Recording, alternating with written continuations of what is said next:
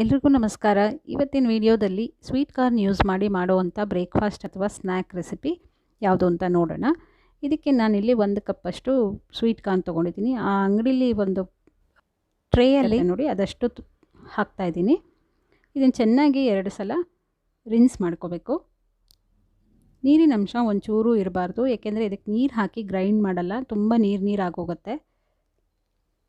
ಹಾಗಾಗಿ ನೀರು ಕಂಪ್ಲೀಟಾಗಿ ಬಸಿಬೇಕು. 1 ಟೇಬಲ್ ಸ್ಪೂನಷ್ಟು ಕಾಳನ್ನು ಒಂದು ಪಾತ್ರೆಯಲ್ಲಿ ಎತ್ತಿಟ್ಕೊಳ್ತಾ ಇದ್ದೀನಿ. ಉಳಿದಿದ್ದನ್ನು ಮಿಕ್ಸಿ ಜಾರ್ಗೆ ಹಾಕ್ಕೊಂಡು ಇಲ್ಲಿ 6 ಹಸಿಮೆಣಸಿನ್ಕಾಯಿ ತೊಗೊಂಡಿದ್ದೀನಿ. ಸ್ವಲ್ಪ ಸ್ಪೈಸಿ ಇದ್ದರೆ ಚೆನ್ನಾಗಿರುತ್ತೆ. ಹಾಗೆಯೇ 1 ಕಪ್ಪಷ್ಟು ಫ್ರೆಶ್ ಆಗಿ ತುರಿದಿಟ್ಕೊಂಡಿರೋ ಕಾಯಿ ತುರಿ, ಇಂಗು, ರುಚಿಗೆ ತಕ್ಕಷ್ಟು ಉಪ್ಪು, 1 ರಿಂದ 2 ಟೇಬಲ್ ಸ್ಪೂನಷ್ಟು ಕೊತ್ತಂಬರಿ ಸೊಪ್ಪು, ಇದಿಷ್ಟನ್ನು ಹಾಕಿ ನೀರು ಹಾಕದೆ ಇದನ್ನು ಕೋರ್ಸಾಗಿ ಗ್ರೈಂಡ್ ಮಾಡ್ಕೊಳ್ಬೇಕು. ಈ ನುಚ್ಚಿನುಂಡೆಗೆಲ್ಲ ಮಾಡ್ತೀವಿ ನೋಡಿ, ಆ ರೀತಿ ಗಟ್ಟಿ ಇರಬೇಕು. ಈಗ ಇದನ್ನು ಕಾಳು ತೆಗೆದಿಟ್ಕೊಂಡಿರ್ತೀವಲ್ಲ ಆ ಬಟ್ಲಿಗೆ ಟ್ರಾನ್ಸ್ಫರ್ ಮಾಡ್ಕೋಬೇಕು. ಇದ್ರ ಜೊತೆ ನೀವು ಮೆಂತ್ಯ, ಪಾಲಕು, ಕ್ಯಾರೆಟು, ಈರುಳ್ಳಿ, ದಿಲ್ ಲೀವ್ಸು ಏನು ಬೇಕಾದರೂ ಹಾಕ್ಕೊಳ್ಬೋದು. ನಾನಿಲ್ಲಿ ಪಾಲಕ್ ಸೇರಿಸ್ಕೊಳ್ತಾ ಇದ್ದೀನಿ.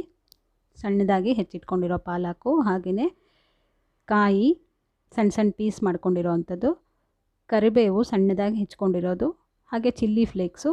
ಇದು ಆಪ್ಷನಲ್ಲು, ಹಾಕಿದ್ರೆ ಕಲರ್ಫುಲ್ಲಾಗಿ ಕಾಣುತ್ತೆ ಅಂತ ಹಾಕ್ತಾಯಿದ್ದೀನಿ. ಇದು ಬೈಂಡ್ ಆಗಲ್ಲ ಬೇಳೆ ಥರ, ಹಾಗಾಗಿ ಇದ್ರ ಜೊತೆ 2 ಟೇಬಲ್ ಸ್ಪೂನಷ್ಟು ಅಕ್ಕಿ ಹಿಟ್ಟನ್ನು ಕೂಡ ಸೇರಿಸ್ಕೊಳ್ತಾ ಇದ್ದೀನಿ. ಬೇಕಾದರೆ ಸಣ್ಣ ರವೆ ಹಾಕ್ಕೋಬೋದು, ಇಲ್ಲ ಗಟ್ಟಿ ಅವಲಕ್ಕಿನ ಪುಡಿ ಮಾಡಿ ಕೂಡ ಹಾಕ್ಕೋಬೋದು. ಇದನ್ನು ಓವಲ್ ಅಥವಾ ರೌಂಡ್ ಶೇಪ್ ಮಾಡಿಕೊಂಡು ಸ್ಟೀಮ್ ಮಾಡಿದ್ರೆ ರುಚಿಯಾದಂಥ ಸ್ವೀಟ್ ಕಾರ್ನ್ ಸ್ಟೀಮ್ ವಡೆ ಚೆನ್ನಾಗಿರುತ್ತೆ, ರೆಡಿಯಾಗುತ್ತೆ. ಇದ್ರ ಜೊತೆ ನೀವು ಕಾಯಿ ಚಟ್ನಿ ಬೇಕಾದರೂ ಮಾಡ್ಕೊಳ್ಬೋದು, ಇಲ್ಲ ಹಾಗೆ ತುಪ್ಪದ ಜೊತೆ ಕೂಡ ತಿನ್ಬೋದು. ಏಕೆಂದರೆ ಇದು ಹಬೇಲ್ ಬೇಯಿಸಿರೋದ್ರಿಂದ ಆರೋಗ್ಯಕ್ಕೆ ಕೂಡ ಒಳ್ಳೆಯದು. ನಾನು ಹೇಗಿರುತ್ತೆ ಅಂತ ಫಸ್ಟ್ ಟೈಮ್ ಟ್ರೈ ಮಾಡಿ ನೋಡಿದೆ, ತುಂಬ ಚೆನ್ನಾಗಿರುತ್ತೆ. ಇದನ್ನು ಒಂದು 15 ನಿಮಿಷ ಕುಕ್ಕರಲ್ಲಿ ಬೇಯಿಸ್ಕೋಬೇಕು. ಇಡ್ಲಿ ಎಲ್ಲ ಬೇಯಿಸ್ತೀವಲ್ಲ ಅದೇ ರೀತಿ.